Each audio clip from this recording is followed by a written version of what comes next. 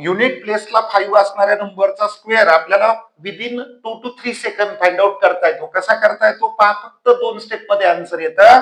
Unit प्लेसच्या 5 चा square 25 लिहून टाका.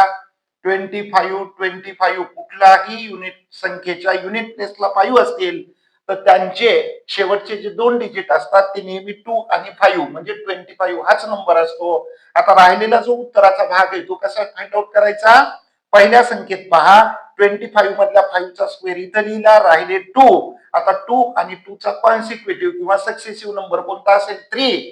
त्या 2 आणि 3 चा प्रोडक्ट घ्या. 2 into 3 equal to 6. हे 6 इथं लिहा.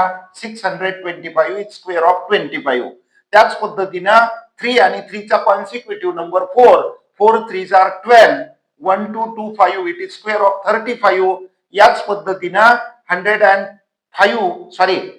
115 चा स्क्वेअर काय येणार आहे 11 आणि 11 ची कॉन्सिक्युटिव्ह नंबर 12. याचा प्रॉडक्ट कसा घ्यायचा कालच्याच व्हिडिओमध्ये मी सांगितलेलं आहे. कॉन्सिक्युटिव्ह नंबर्सचे प्रॉडक्ट घेण्याची सोपी पद्धती. 11 चा स्क्वेअर करा. 11 चा square plus 11 121 plus 11 132. So 132. Unit प्लेसला 5 असतील तर कोणत्याही नंबरचा स्क्वेअर या पद्धतीने तुम्ही विदिन फ्यू सेकंद काढू शकता.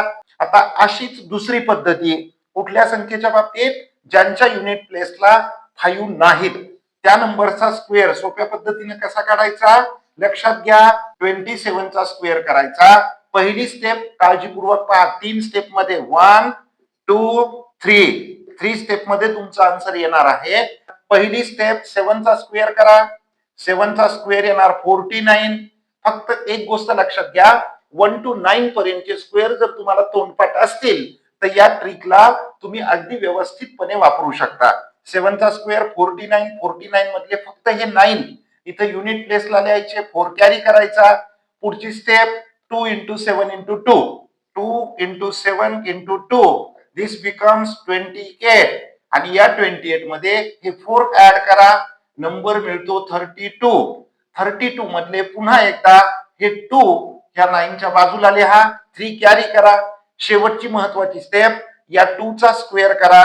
स्क्वेअर ऑफ 2 इज 4 प्लस हे कॅरी केलेले 3 ऍड करा 7. हे 7 2 च्या बाजूला लिहा 729. महत्वाची एक गोष्ट, कुठल्याही नंबरचा आपण जेव्हा स्क्वेअर करतो त्याच्या युनिट प्लेसला 2 3 7 आणि 8 हे नंबर कधीच येत नाहीत.